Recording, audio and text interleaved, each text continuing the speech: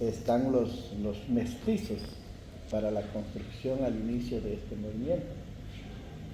Y pues sin experiencia, ¿verdad? Somos campesinos, no teníamos experiencia de qué es una organización ni cómo hacerlo.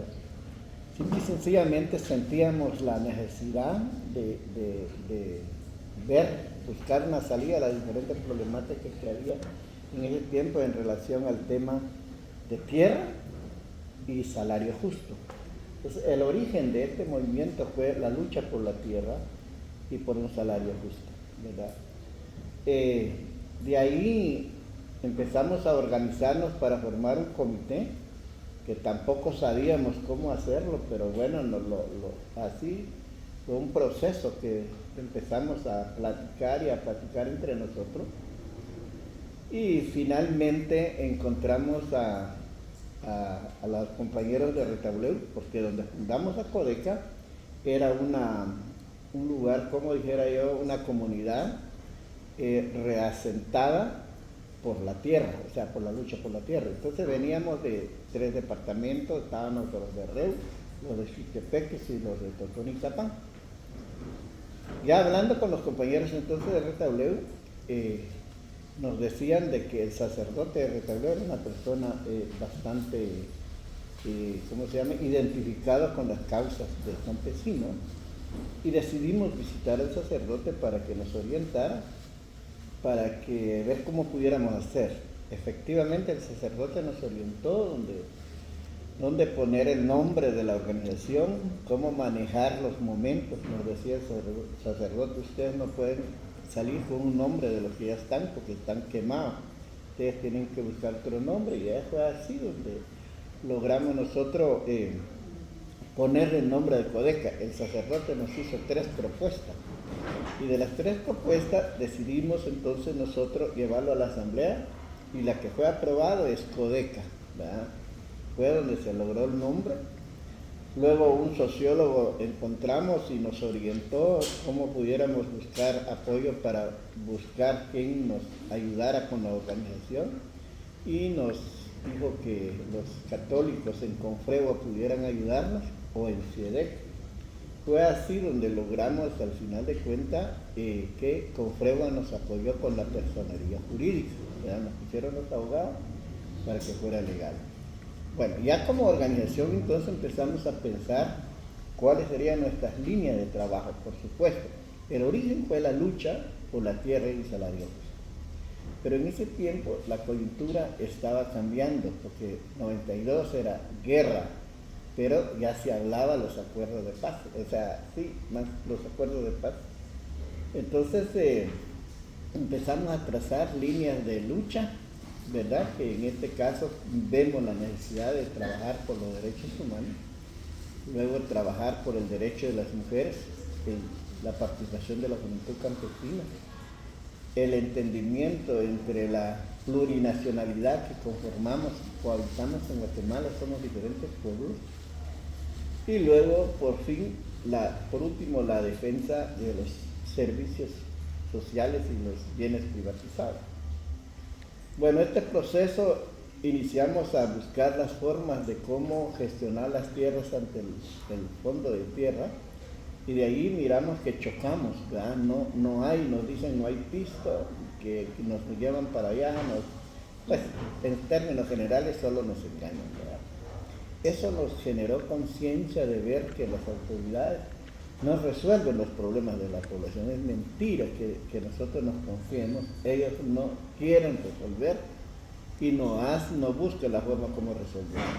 Fue así durante el proceso ya de largo, es que al inicio pensamos en que la constitución política de Guatemala habría que reformar, pero luego nos dimos cuenta que los que estaban en el Congreso no eran personas que nos representan. Al hacer una reforma no nos beneficiaría, porque iría a hacer cosas en contra de nosotros. Y esa fue la razón donde empezamos ya en una propuesta de asamblea constituyente popular plurinacional. Eso fue un proceso largo, ¿verdad? De pensar y repensar, viene desde antes, ¿no? Desde el 2000 veníamos pensando eso, ya en el 2012 ya estábamos claros de que el país no necesita una reforma a la Constitución, sino una asamblea constituyente popular plurinacional. Entonces ya cuando Otto Pérez Molina planteaba una reforma a la Constitución, nosotros decimos, no queremos reforma, queremos una asamblea constituyente. Pero bueno, ¿qué es eso, una asamblea constituyente? ¿No? Y ahí que fuimos analizando, punto por punto, finalmente logramos ir haciendo primero los 14 ejes temáticos, donde tiene que ver con el sistema político, el sistema educativo, el sistema de justicia, el sistema de salud, los bienes comunes, la identidad, tierra, agua y territorio. Bueno, son varios temas de los 14 ejes temáticos, ya como una propuesta que podría integrar las diferentes demandas de la sociedad y pensar en esa propuesta de asamblea constituyente. Luego que ya la tenemos, también hay que socializarla. Pero una vez que ya la tenemos, también estuvimos pensando que alguno de los partidos de izquierda podrían ayudarnos para empujar ese proceso. Pero cuando hablamos con los partidos de izquierda nos dicen que eso es utopía, que eso ya no se puede hacer en Guatemala. Lo que hay que hacer, hay que buscar cómo mediar el problema.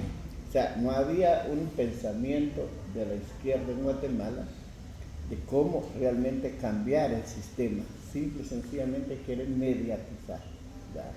Entonces nos dimos cuenta que ahí no encajábamos. Por esa razón que tuvimos que pensar en la fundación de un instrumento político nuestro y pensar a prepararnos desde los diferentes dirigentes, tanto hombres como mujeres, para empezar a empujar ya una propuesta de política ya para competir en las elecciones de este país. Y de eso fue que llegamos ya en las elecciones pasadas a participar ya directamente en las elecciones, en la cual logramos, nosotros mirábamos un segundo lugar, pero con el fraude que se dio nos dejaron el cuarto lugar. Sin dinero, sin experiencia, llegar a un cuarto lugar, nosotros creímos que es un gran éxito que tuvimos, a pesar de que solo nos dejaron el cuarto lugar. Pero si hubiera transparencia, nosotros hubiéramos ganado las elecciones. Que eso, analizando, puede haber sido positivo, pero puede haber sido negativo, porque todavía no estábamos preparados, poco tiempo de ver cómo empezar con ese proceso. Finalmente, entonces, ya con nuestro instrumento político, ya tenemos la propuesta. Esa propuesta siguió, que es un proceso. Seguimos viendo y ya ahorita pues ya integramos otros ejes temáticos y ahorita son 19 ejes temáticos la que integra la propuesta y estamos tratando de socializar porque realmente en las comunidades indígenas, campesinas, se desconoce totalmente lo que se tiene que ver con las leyes de un país. Eso a nosotros nos ha costado llegar ahí, socializar y a estas alturas, pues ya hay compañeros que ya lo van a apropiar, comunidades que lo van a apropiar, ¿no? Y con todas esas luchas que hemos hecho en relación tanto por la tierra, la defensa, o sea, la recuperación de la tierra, la defensa laboral y la defensa de los servicios sociales, nos ha llevado a perder vidas, a tener persecución. Desde la lucha por la tierra asesinaron un primer compañero que no me recuerdo ya la fecha, bueno, fue como en el 2001, algo así, asesinaron el primer compañero, pero yo creo el primero que asesinaron fue por la lucha laboral. Hicimos investigación en las fincas y demostrábamos el incumplimiento laboral, asesinaron a un compañero por ese trabajo, después por la tierra, y así sucesivamente, y ya desde 2018 para acá, los compañeros, hay más de 25 compañeros asesinados, ¿verdad? Aparte de que fuimos más de 60 en la cárcel, ¿verdad? Yo estuve en la cárcel, y simplemente por la magia del sistema corrupto que hay en el país. Eso sería en términos generales, tal vez durante el proceso de plática vamos a ir viendo cómo mejorar la información que estamos teniendo, pero una de las cuestiones que nos está afectando aquí es la corrupción, la manipulación de las leyes, ¿verdad? El soborno que se maneja en los juzgados. Nosotros miramos que aquí la justicia está prostituida totalmente. Y eso es el problema, que los derechos establecidos en la Constitución Política de Guatemala a nosotros pues nos queda corto, porque no se cumplen los derechos. La Constitución, bien es cierto, tiene varios derechos, pero esos derechos no se cumplen delante de un juez, ¿verdad? Cuando son de intereses colectivos de las mayorías, no se cumplen. Cuando son intereses económicos, ellos sí allí están presentes. Entonces, el gremio de derecho se ha prostituido en su mayoría. Es un porcentaje de los abogados, menos la que están todavía pensando en el verdadero derecho, porque lo que hay es una prostitución en el sistema de justicia, ¿verdad? Eso nos ha llevado a nosotros a sufrir muertes, a sufrir encarcelamiento, y cada día más y más, ahora con la, ¿cómo se llama?, el fraude de no inscribir al binomio que tenemos. Es una clara, ¿cómo se llama?, venganza del sistema corrupto criminal. Sabe que somos un movimiento y que tenemos un instrumento político con una claridad de lo que realmente queremos, y no nos vamos a prestar por ningún juego de la derecha del sistema criminal, y es por eso que ni siquiera nos dejen participar como para competir con ellos. Yo ahí dejaría